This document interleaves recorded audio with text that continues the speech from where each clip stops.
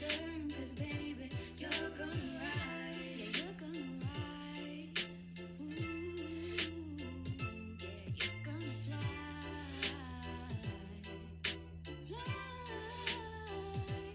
You're gonna rise, you're gonna rise. It all gets better with time. Follow the signs and you realize the tables will turn, 'cause baby, you're gonna rise.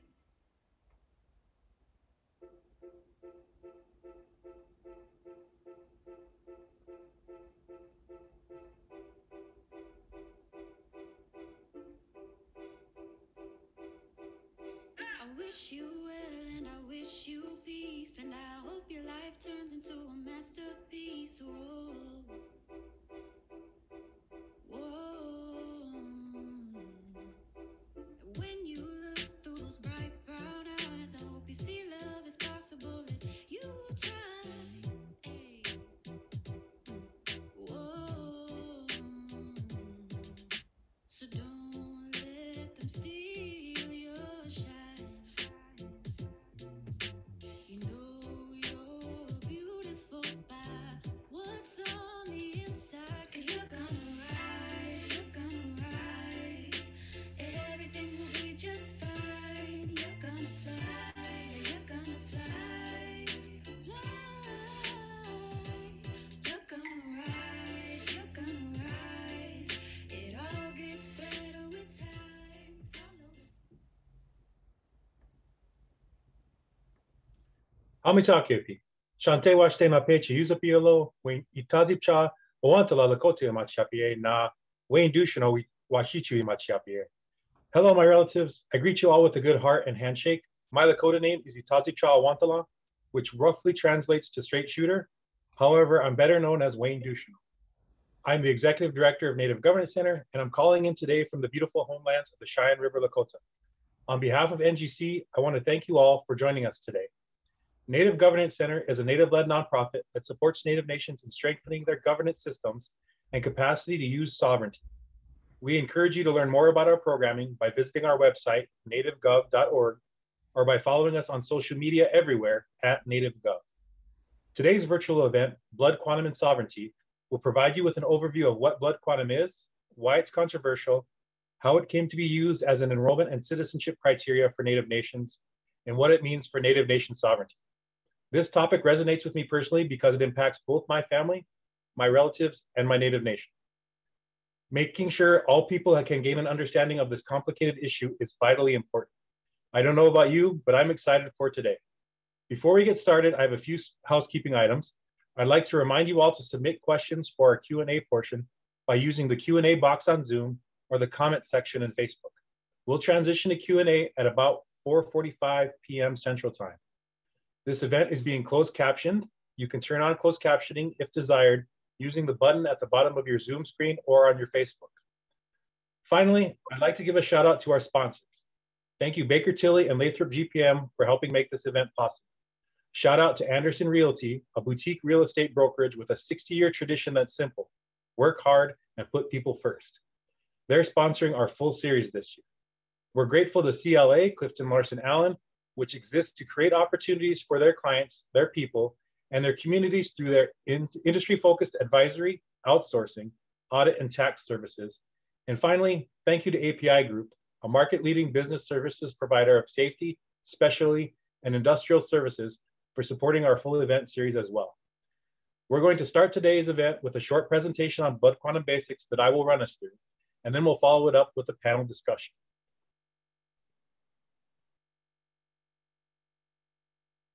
Go ahead, next slide. So to understand blood quantum and its implications, it's important to understand how tribal sovereignty works. Sovereignty is the natural right of a people to govern themselves. Sovereignty means that Native nations operate as independent nations within a nation. Native nations exert their sovereignty to govern their citizens. They have their own constitutions, laws, elections, and infrastructure designed to meet their people's needs. This is very similar to how the United States government exercises sovereignty on behalf of its citizens as well. I want to make sure that people understand sovereignty is not something that is granted, but rather it's recognized. Native nations have always been and will always be sovereign. Blood quantum is a non-native construct that refers to the amount of so-called Indian blood that an individual possesses.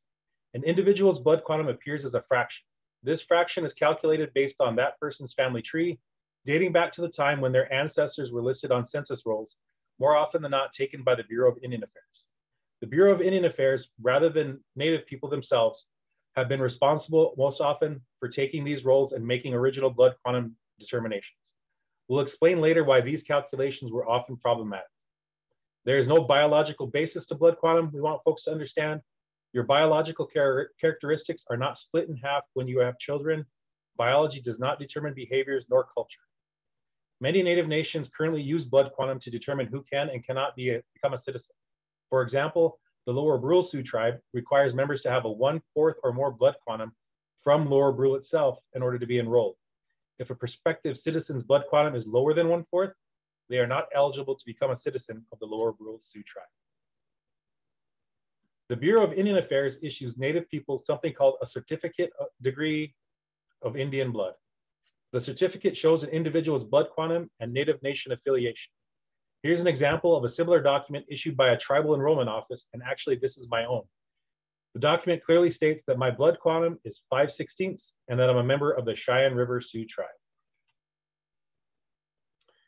Before colonization, Native nations used various forms of lineal descent to determine membership. Many Native nations also had ways of granting citizenship to non-kin, such as adoption. The concept of blood quantum dates back to the 18th century. White settlers introduced blood quantum as a way of limiting the rights of anyone determined to be more than 50% Native American. From there, blood quantum showed up again in a major way in the late 1800s. After the passage of the Dawes Act broke up communally held Native lands into individual parcels or allotments. The federal government used blood quantum to determine allotment eligibility and also granted Native people with lower blood quantums the ability to sell their allotments. Ultimately, the federal government used this as a strategy to further strip Native nations of their land base. Blood quantum did not play a role in determining tribal citizenship in any real way until the Indian Reorganization Act was passed in 1934. Many Native nations adopted boilerplate constitutions under this federal law that included the idea of blood quantum as a basis for citizenship. There's a huge diversity of thought on blood quantum within Indian country. Some reasons why some people would like to eliminate blood quantum or loosen blood quantum rules are: blood quantum often conflicts with traditional indigenous ideas about kinship and citizenship. It's a foreign construct that the United States government imposed on indigenous peoples during colonization. The federal government implemented blood quantum as a tool for genocide, removal, and erasure. They saw it as a way to strip Native people of their land, evade the United States treaty-obligated responsibilities, and significantly reduce Native nations' membership. Some people believe that keeping blood quantum as is will lead to extinction. Data projections have shown that some Native nations will experience steep population declines in the near future if they continue with their current blood quantum requirements. Blood quantum is arbitrary. Settlers had the final say when it came to recording original blood quantum numbers. For example, if they didn't believe someone's blood quantum to be correct, they'd make a guess based on the person's physical appearance. And some tribal citizens refused to sign blood quantum related documents out of protest. This would diminish or eliminate from their eligibility to be enrolled with their nation. Blood quantum can complicate dating and relationships. If you want to ensure your future and children are enrolled, you often are forced to do the math on a first date. Blood quantum can also strain families. It's not uncommon for Native families to have some children who are enrolled and some who aren't.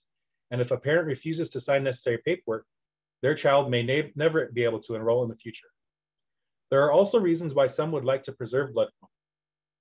Some worry that scarce resources will become even more scarce if a tribal population significantly grows. Others are also concerned that eliminating blood quantum will erode their culture due to fears about disconnected outsiders suddenly coming in and becoming members of their nation. One of the biggest worries are that these same outsiders could then someday get elected to tribal council and sell their nation's land, a practice not uncommon in history. Thank you all for allowing me to share a little bit about blood quantum basics. It's now my great honor to introduce our moderator for today's panel. Let's all welcome our host, Megan Hill. Megan will kick off our panel discussion. I'll leave it to her to tell you a little bit more about herself. Megan, please take it away. Thanks, Wayne. I'm grateful for you for setting the context for our discussion today. My name is Megan Hill. I am Oneida, and I'm the Program Director of the Harvard Project on American Indian Economic Development. And I also direct the Honoring Nations Awards Program in Tribal Government at the Harvard Kennedy School. With me today is a really terrific panel of Native thinkers and leaders who have each been grappling with the issue of citizenship in their own tribal nations, but also across Indian country, and looking at the question of what it means to belong, what it means to be a citizen, and also who gets to decide and how is that decision made.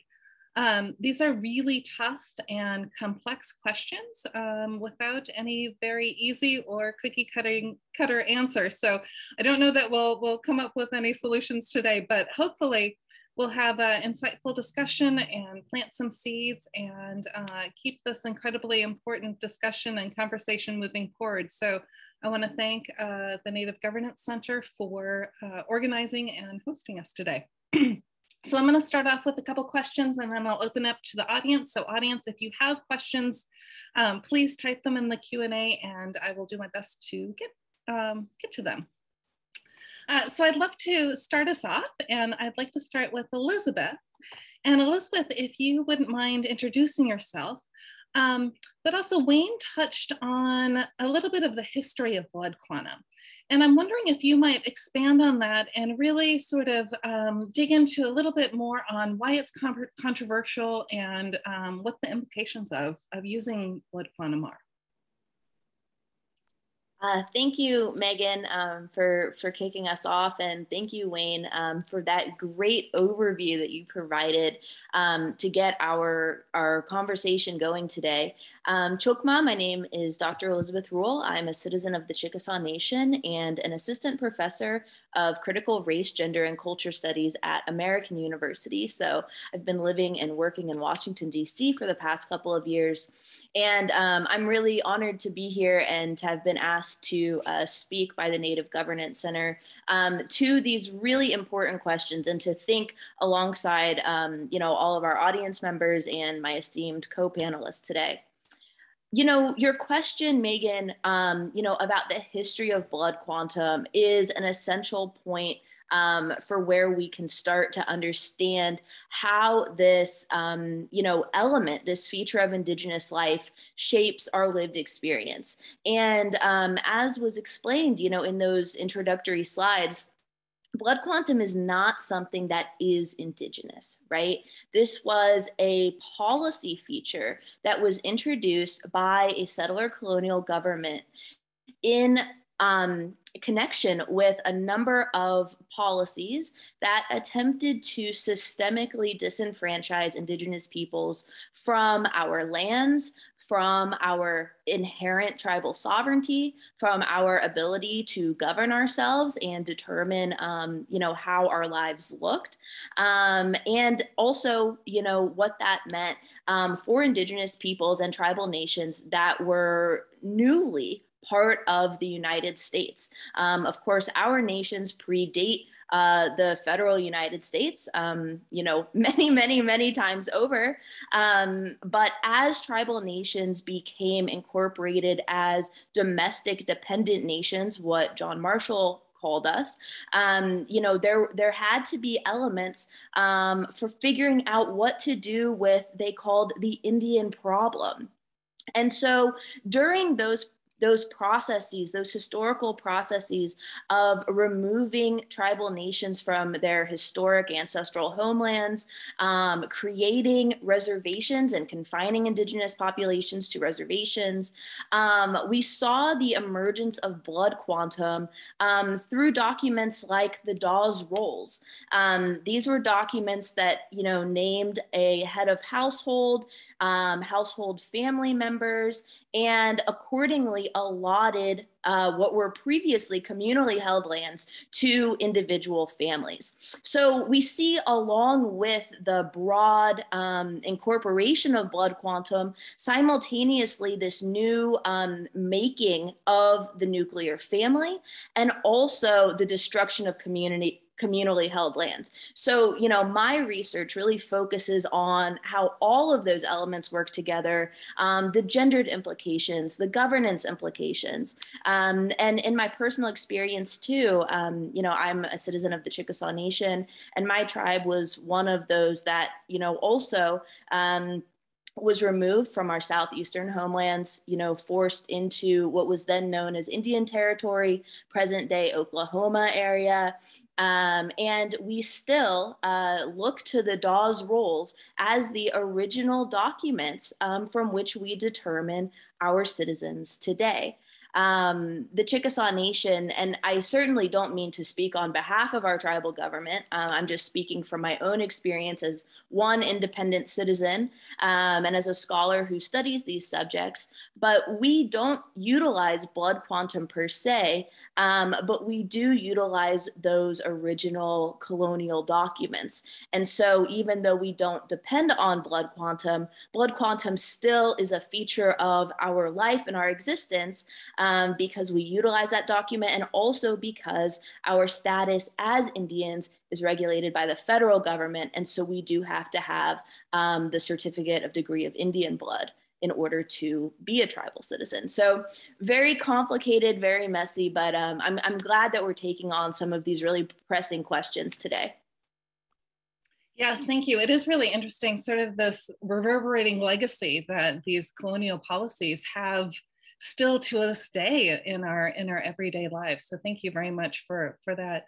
I'd love now to turn to Jill, and if you two could introduce yourself, and I'd love for you to share with us what your nation uses to determine citizenship and enrollment, and maybe how that has impacted your life both personally and professionally. Great, thank you so much, Megan, and thank you to the Native Governance Center and other panelists. I'm also happy to be here today for this important and complicated conversation. I'm Jill Doerfler. I'm a professor and the department head of American Indian Studies at the University of Minnesota Duluth campus. I am a first degree descendant of the White Earth Nation. I grew up at White Earth, and my mom is enrolled, and I am not enrolled because I do not meet the blood quantum requirement that was put into place in the 1960s. And so blood quantum has been, as Wayne said, and Elizabeth, it's something that affects really all families. And so it was something that I've been interested in for a long time, and ultimately decided to do my dissertation work on, and then years and years of other work that have passed by rather rapidly.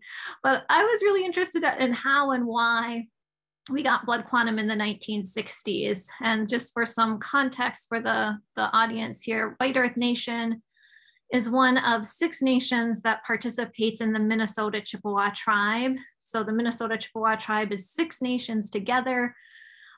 Sometimes we'll use the term nation, sometimes band, sometimes reservation. Anyway, 6 nations together governing under a single constitution.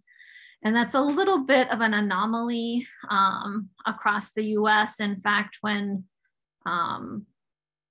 after the Indian Reorganization Act in 1934, the Bureau of Indian Affairs fully expected each of those 6 nations to adopt their own constitution, but it was a Bureau of Indian Affairs agent on the ground at Cass Lake that said, no, this is one body of people. And so we came to have the Minnesota Chippewa tribe. And initially the tribe governed under essentially a lineal descent requirement, but there was lots of back and forth with the Bureau of Indian Affairs on how they were enrolling people and the criteria. So over time, there was pressure from the Bureau of Indian Affairs to the Minnesota Chippewa tribe saying, you need to make a decision and sort of get this settled. And the elected officials of the Minnesota Chippewa tribe would write back and say, you know, it is settled, and back and forth for quite a long time. And sort of long story short, eventually the Bureau of Indian Affairs basically said, if you don't decide this matter, Congress will decide this matter. And the time that they were writing those memos back and forth was a time that we call termination. It was a time period when the US government was eliminating its nation-to-nation relationship with some American Indian nations. And so in a lot of ways, the way I see it is the elected officials had a choice between blood quantum, which the US hoped would be a slow elimination of the population, a decrease in people eligible for citizenship, or they could have pushed forward with lineal descent and risked being eliminated entirely at that time. So it was the tribe's decision, but there wasn't a lot of real choice in the matter in so many ways. And blood quantum has basically been controversial ever since, because we still have people, older people who were enrolled before the blood quantum went into effect. So we have many people who are citizens who don't meet that 1/4 requirement, who are elders now, basically.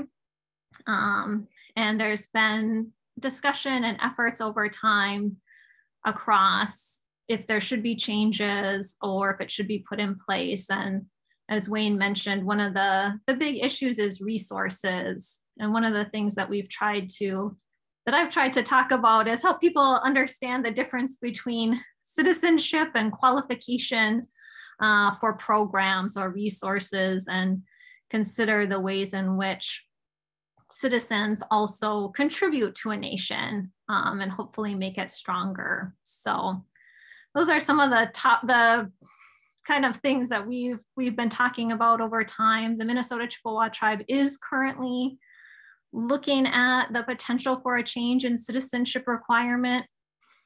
We will see what happens.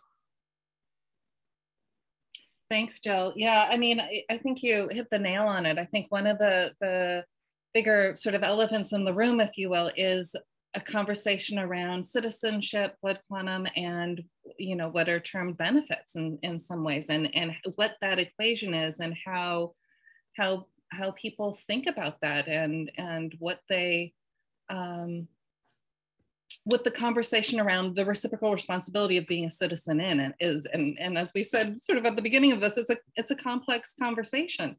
I'd love to turn to Gabe now. And Gabe, if you could also introduce yourself, but we've heard now from Elizabeth and Jill about different approaches, Chickasaw using sort of lineal descent, and White Earth and the Minnesota Chippewa tribe using blood quantum. I wonder if, from your perspective, sort of having fought for the rights of Indian people and tribes, what alternatives you've seen to blood quantum? Thank you, Megan. My name is Gabe Galanda. I belong to the Round Valley Indian Confederation of Northern California. I descend from two of our peoples, the Nomalaki and Concow peoples, and I currently make my home here in Seattle, Washington.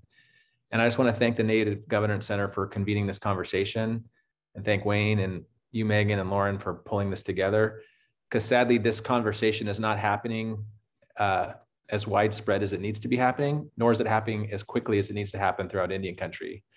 And sadly, it is a taboo topic in some respects because it converges with some really sticky issues like disenrollment and enrollment moratoria and per capita practices. And so just the fact that we're having this conversation, and hopefully hundreds of people are here to witness it and listen, is very, very powerful. But before I answer your question, I want us to recognize that, of course, before contact, the great majority of our nations today self-identified as kinship societies. And you've already alluded to the fundamental tenet of kinship, which was reciprocity, reciprocal duty to one another and to your people, your clan, your longhouse. And that was really the underpinning of how we belonged. We certainly belonged biologically, meaning by birth to our mothers. We belong territorially or geographically, perhaps birth to our homelands or in residence to our homelands. We, of course, belonged cosmologically or spiritually in relationship to a greater existence. And it was through a reciprocity of relationship and duty that we sort of belong collectively. And that, of course, has been overrun in great part by all the colonial devices and systems that Dr. Rule and Dr. Doerfler and you, Megan, have already identified, including blood quantum. But we have to recognize fundamentally our existence as kinship societies. And in my mind, at least, return in some way where we reconcile modern nationhood with our traditional kinship existence, particularly in the context of citizenship or belonging. Because in the last 200 some odd years, roles have been created with, our ancestors' names on them. That was not our invention. The first role or payroll, as it was called, that I can identify as 1790, meaning very early in this country's existence. Blood quantum was, as was alluded to on a slide, didn't originate in 1934 or 1887. At least in federal law, you can find it in treaties dating back to the early 1800s. So you have these ideas of roles, censuses, quantum, and payroll, or even per capita, which all now converge in today's citizenship challenges, all born within the first few decades of this new country's existence. And unfortunately, those colonial metrics of belonging have supplanted our traditional understandings of who belonged and how. So in sort of a long-winded answer to your question, I think we need to return to some semblance of kinship and reconcile modern nationhood and citizenship principles with kinship principles. I advocate for moving away from blood quantum because I think mathematically or statistically, it is intended to eradicate each and every one of our nations or societies from existing. And I think we're a race against time in that respect. It's also helpful to put an exclamation point on what Wayne observed, that there's not some percentage of blood that runs through my veins that is Nomlaki versus Concal versus Portuguese versus Scandinavian. That is not how we exist biologically as Indigenous peoples. And as Dr. Doerfler has written, and her scholarship is spectacular, this is a racial fiction that was brought to us by Europeans, right? This is rooted in eugenics theory and fractional inheritance theory, which have been scientifically and historically debunked. This is not a truth that we should be accepting as our own. It's a fiction. And in fact, we're living a lie in great part by subscribing to quantum, whether we know it or not. So I think moving back towards a kinship model, lineal descent is an obvious example. But some might say, well, that's not easy enough because you're not engaging in the reciprocity, Megan, that you've alluded to with your nation. You shouldn't just descend from somebody who belongs and therefore belong. That's a point well taken, because there are people who may be removed from the nation, not practicing the nation's ways. And in fairness to the nation, perhaps they're not enjoying or participating in the reciprocity that you want from your citizens as a nation or a people. So the best alternative I can devise to blood quantum, and it should take a form unique to each and every people's, is a return to kinship, again, rooted in very fundamental tenets of belonging, anchored by some reciprocity of duty. That could be participation in elections. That could be participation in culture. That could be knowledge of language and tradition. There's some discussion in some nations about sort of citizenship tests, which an analogy is what we have people naturalizing to this country take. So in short, a return to kinship and reconciling that with modern nationhood principles is the best alternative I can offer, at least theoretically, to blood quantum. Thank you. I love the idea of rethinking naturalization and doing it sort of on our own terms. So thank you for that. I'd love to turn back to Elizabeth, and I wonder if you might be able to sort of reflect a little bit on the implications that blood quantum has for sovereignty and the future of nation building for tribal nations. Yeah, thank you for that question, Megan. And I think that's going to push us in a really important direction for this talk today. You know, I want to build on something that Gabe said, right? Which is that blood quantum, as it currently exists, right, as a feature of settler colonialism, is intimately connected to nation building and sovereignty as we understand it today, right? But again, all of this is existing outside of our traditional ways as Indigenous communities. And so, you know, in my own work, for example, I look at tribes who are confronting the very real realities of, you know, a future where they may cease producing individuals who are eligible for citizenship under their current blood quantum laws and restrictions, and what that would mean for the future of a sovereign Indigenous nation. you know, as Gabe gestured to, this is precisely the intention of this device. And, you know, I think Joe mentioned this as well. You know, it was created not, you know, randomly, but rather as a very intentional feature, again, of disempowering Indigenous peoples and divorcing us from our lands, our resources, our power, but also things like our culture, our identities, and our languages and our futures. And so when we think about the connection between tribal sovereignty and blood quantum, we need to have that conversation because in many cases, right, we see across the country, but also with our First Nations brothers and sisters are running up against the same type of issue under a different configuration, not blood quantum, but Indian status, right? Where there may be down the line, maybe sooner than folks realize, a moment when, again, you know, folks are not going to be eligible for citizenship, in which case what would happen, right? The tribal nation would cease to exist. And so it's very important that tribes consider, right, their power as sovereign nations and their ability to write their own laws, to self-govern. And I'm very inspired, actually, amidst all of the darkness and controversy and hurt that gets wrapped up in blood quantum issues. I'm also very inspired by a number of tribal nations who are adopting very innovative practices to be more inclusive, to return to some of their more traditional kinship network ways of understanding their relations and what that means for participation in the sovereign nation, but also doing things, you know, to ensure, you know, our survival as a people politically, but also our survival, you know, as cultural groups, the survival of our languages, right? And making sure that people also don't feel outcast as a result of not being a citizen, but being rather a descendant. You know, we want to make sure, again, that, you know, all Indigenous people are proud to be Indigenous, proud of where we came from, and are, you know, doing that important work of carrying our torch, our knowledge, our language, our culture forward. And so, again, I think that there are a number of very inspiring examples of folks who are living out the principles, right, of sovereignty and self-determination by passing new legislation that responds to the issues of today and does the best for our people.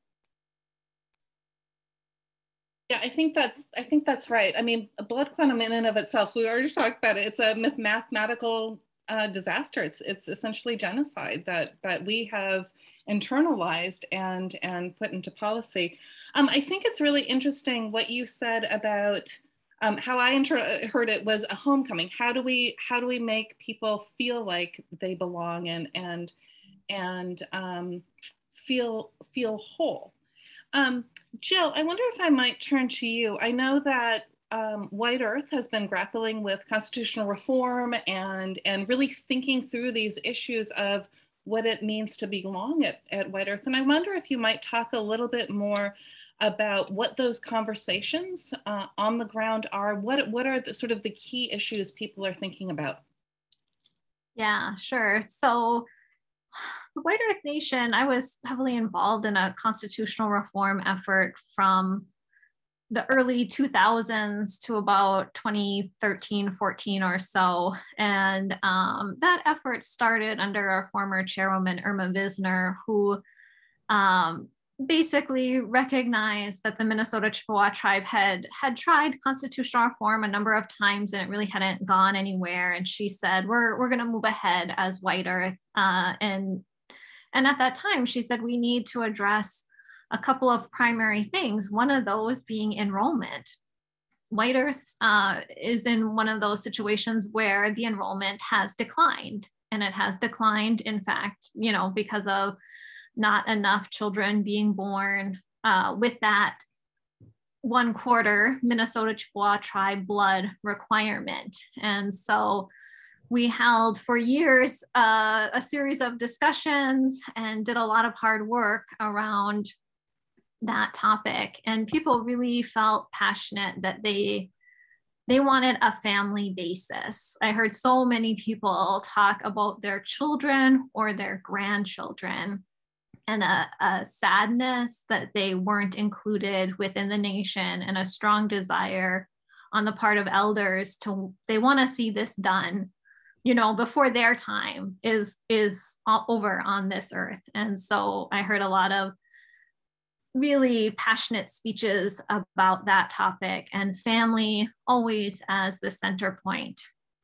And then on the flip side of that, there was definitely some people who said White Earth already has a large population, and what happens when we sort of let all these descendants in, you know, they're gonna put a strain on all our resources. And so there were some concerns about that. And what we did in the Constitution that we wrote at that time, when we were very careful to say citizenship is lineal descent, which is what the delegates who were working on the project at the time voted for. But then we were careful in the clause on benefits and entitlements, to be clear that benefits and entitlements will be governed by a host of requirements, really as they are now. All of the programs that White Earth and most other nations run now have a host of requirements. That might be living within a certain boundary, it might be having a certain income requirement, it might be an age requirement, whether it be elder or youth or any variety of things. And so we were careful to try to help people see that citizenship is one thing, and that services and entitlements, while connected to citizenship, that there is a little bit of a difference there.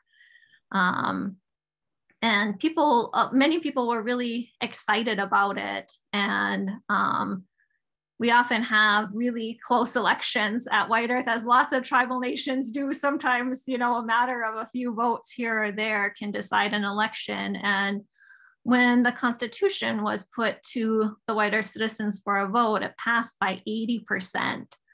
So an really overwhelming majority were in favor. And a lot of people were interested, frankly, in the Constitution because of enrollment.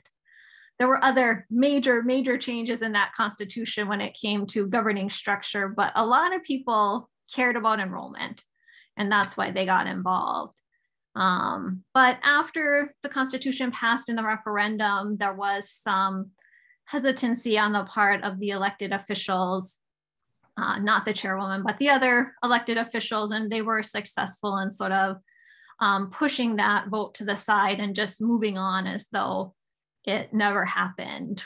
And that's sort of ironically the where we remain with that Constitution. And now the Minnesota Chippewa tribe, within the last few years, embarking again upon its effort for reform and talking about citizenship as a part of that. So many people have devoted years and years to this topic. I feel like I've devoted a lot of years to this topic, but I know, you know, people much more older than I am who've also been involved in processes. And so, you know, Gabe said in some ways, you know, the clock is sort of ticking here. And I think a lot of people really feel that. So those are kind of some of the conversations and where we're at with it. Yeah, thank you. I appreciate you giving us a window into that. Sort of defining your citizenship is probably the most sovereign act a tribal nation can make. Gabe, I'm wondering if you might reflect on, I'm thinking about our audience here today. It's both Native and non-Native, and we know what's at stake for Native people in thinking about defining and their citizenship. I'm wondering if you might reflect a little bit on why maybe non-Natives might care about this issue. Sure. So first I have to recognize that I think according to some scholarship I read, 70% of the federally recognized nations, so there are 574. So at last count, that would be roughly 400 of them use blood quantum as the or a metric for belonging. So for all the reasons we've talked about, most notably the fact that it is a fictional idea of existence, we should be gravely concerned that 400 nations are using that as a metric. Because to your point, Megan, citizenship is perhaps the strongest act of sovereignty and self-determination.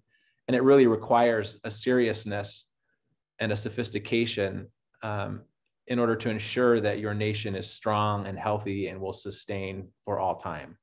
And that's the threat right now, is that perhaps we won't if 70% of our nations are using that as the metric of belonging. We also have to recognize it's not just the mathematical elimination of relatives and generations. It feeds into some tribes just not enrolling anybody for any reason. And this gets into the very critical distinction Dr. Doerfler makes about citizenship and entitlement. Those things get conflated along with blood quantum. And so it might not just be a situation where your tribe isn't enrolling their kids because they're 1/8 or 116 or 132, and the Constitution requires something more than that. There are some tribes no longer enrolling anybody, irrespective of these fictional percentages, right? Despite this idea of the seventh generation. And then of course, there's dynamics like disenrollment and per capita challenges that all conflate into this conversation that we just have to recognize. But I would say anybody concerned with the history of this country, good, bad, or ugly, but the fact that the first people of this country are still here and existing, some flourishing, some undergoing some pretty significant existential challenges. But anyone who cares about this country, loves this country, and respects and honors the history of this country, again, whether that's an ugly history or a beautiful history or a combination of both, should want the first people, the indigenous peoples of these lands, to exist in perpetuity. To eradicate American indigenous peoples would be to really erase America's history. And anybody, indigenous or non-indigenous, should have a common concern about that being possible. And one of the ways that history could be eradicated, sadly, by design, as both Dr. Rule and Dr. Doerfler have explained, is through blood quantum. So this should be a concern to every American. That's right. Thank you very much. We've got a lot of questions from the audience, so I think I'd like to turn to those now. There's one for you, Dr. Rule, and I'll go ahead and read it. Dr. Rule, you mentioned how some nations are passing new and innovative legislation when it comes to enrollment and citizenship. Could you share an example or point to where I might learn more? And there's a similar question. Can you give specific examples of Native nations wrestling with this issue, exploring new models, and talk about how it's going? So more examples of what's happening on the ground. Sure. I'm happy to field that question, and thank you to the audience member who posed it. You know, my co-panelist here already walked us through some of the legislative changes that tribes can experience when grappling with these questions and what that process can look like. So I really appreciate you, Jill, for shining a light on the fact that these changes are possible and what it really means to undergo a change like this. One of the most high-profile cases would be the Cherokee Nation and their recent, somewhat recent constitutional change to allow for the inclusion of freedmen as citizens. In many of the southeastern tribes, this category of individuals known as freedmen, exists as the descendants of enslaved peoples owned by tribal members at the time. during the Indian Removal Act and following land allotment, when the Dawes rules were created, those enslaved individuals were not included on the same Dawes rolls or the same census that was taken and then again used for distributing individual land allotments and becoming the basis again of Chickasaw also, but Cherokee citizenship today.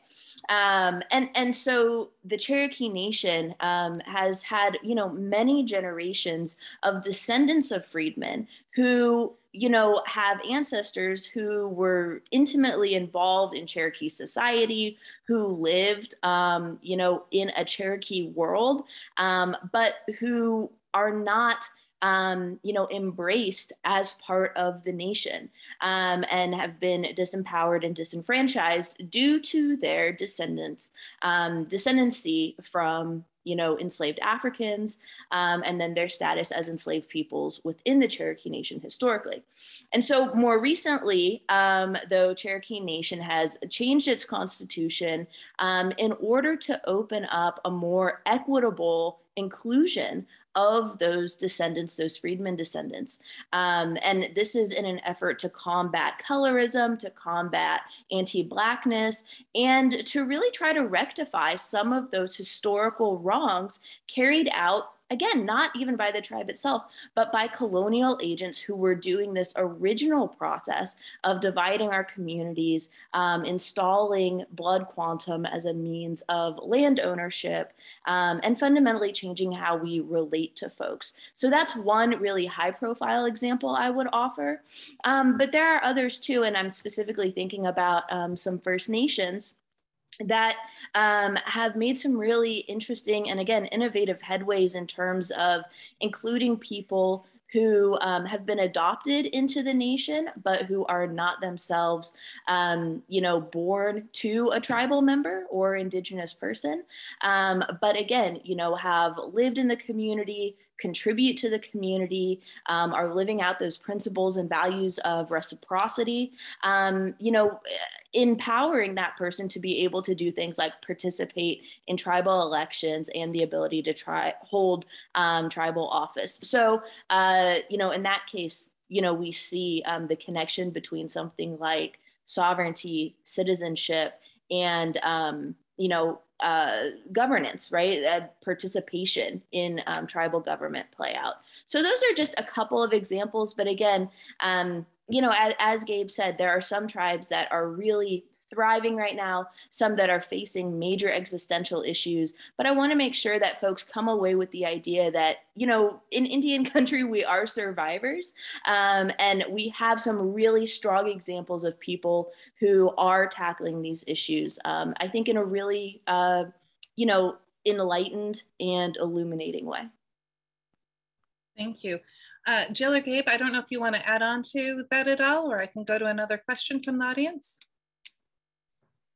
I'll just maybe briefly mention, Elizabeth, I think you're alluding to Fort William First Nation in Canada as one with the adoption clause, just so people can look it up easily.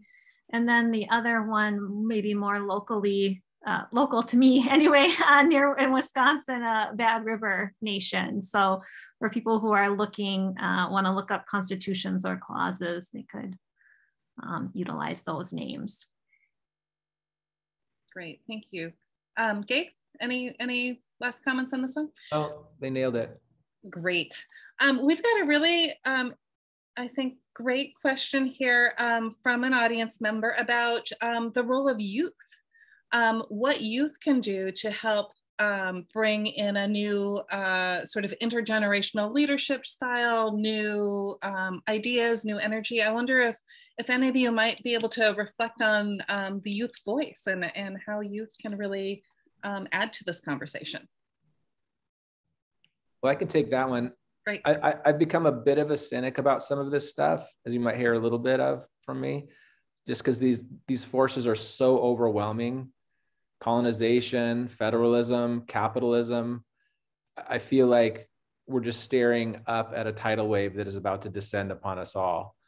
But my more cynical moments are overcome by hope, because I think the next generations that are coming up right behind us are so enlightened just in general about the world, be it on climate or belonging or equity. And I think they're more enlightened in many respects than my generation, and no disrespect to our parents' generations, but than their generation. When I have conversations about these existential issues with teenagers or 20-somethings, I am blown away by their worldview and their hope and their audacity. And they fundamentally understand everything that we're talking about in ways that I think our generation and our parents' generations can't or don't.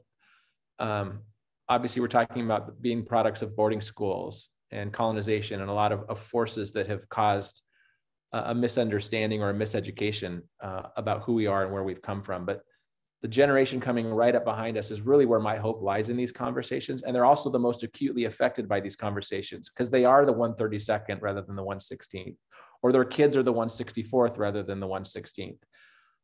And so it's converging upon them more acutely than maybe even it's converged upon our generations. And I'm just so hopeful that they are really the path forward, especially when they very soon ascend into tribal political office or maybe even national political office. Thank you. Jill or Elizabeth, do you want to add to that at all? No, great. Yeah, no, I absolutely agree with you, Gabe. We're seeing, at least through Honoring Nations, the emergence of more and more youth councils, youth tribal councils, and ways for young people to really share their ideas in their medicine and help to build their nation. So it's really great to see. I've got a question here about DNA tests and what they mean. Do they mean anything in the context of tribal citizenship? Do they not? How should people think about these DNA tests companies that advertise on the TV late at night or sometimes during the day? A little bit of a hot button question, but anybody want to take that one? I could start, and maybe others will chime in here, but I would say, please save your money. I would say they're I don't know that there's any deep meaning there for us. When you decide to embark upon a DNA test, it's with an individual company. It goes to their individual database. If you then buy a test from another company, you can get different results.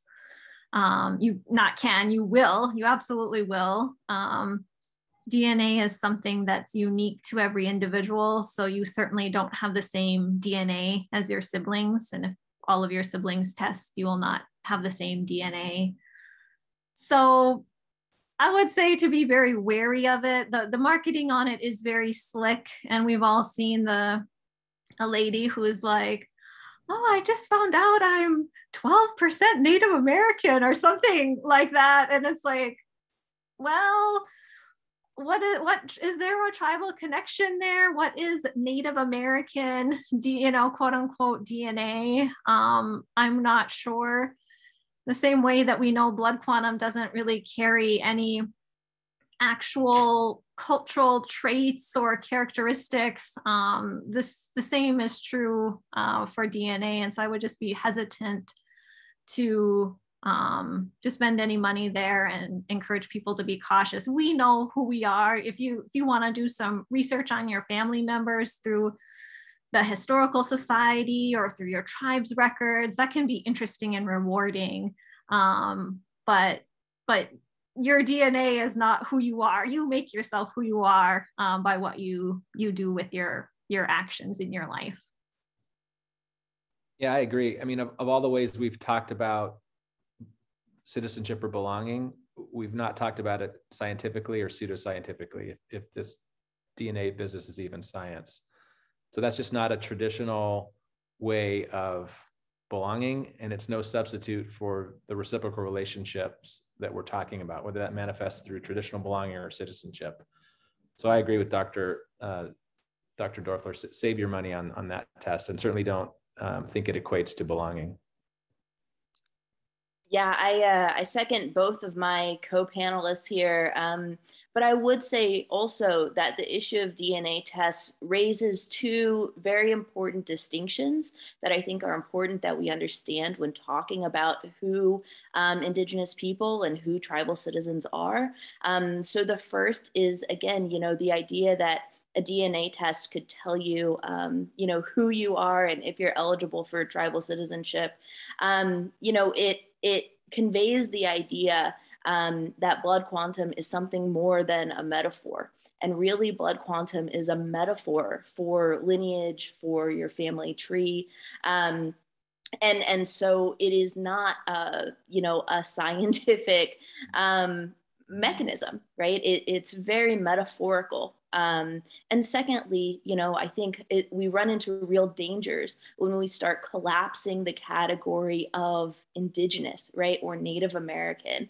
When we think about relationships, when we think about family, when we think about tribal nations, we're talking about 574 federally recognized tribes right now, which are all totally distinct, politically, culturally, with their language oftentimes. And so, I think it is dangerous to collapse those into one hegemonic idea of what it means to be Indigenous. And so I would also caution folks away from that, because I do think that can bring damage to tribal nations. That's right. Thank you very, very much. I think we all know when we meet other Indian people, the first question is, who's your family? How are you related? What is your kinship? And so thank you very much for participating on the panel and for this really honest conversation. I think right now I'd like to turn it back over to Wayne for some closing thoughts. Thank you, Megan. Thank you, panel. From the bottom of my heart, Wopi Latanka. So great thanks to you all today. That was quite an enthralling conversation. The questions we got both in the Facebook live chat and the Zoom we weren't able to get to, I apologize.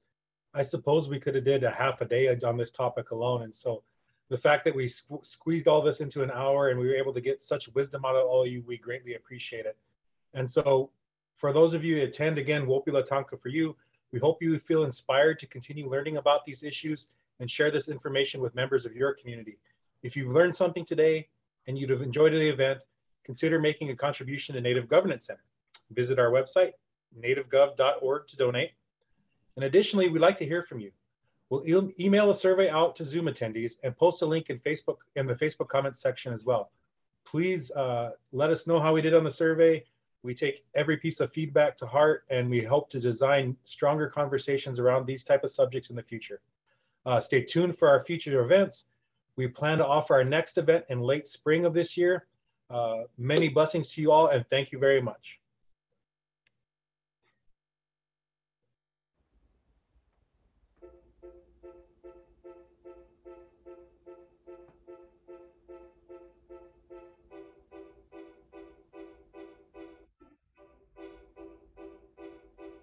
I wish you well and I wish you peace, and I hope your life turns into a masterpiece. Whoa, whoa. When you look through those bright brown eyes, I hope you see love is possible if you try. Hey. Whoa.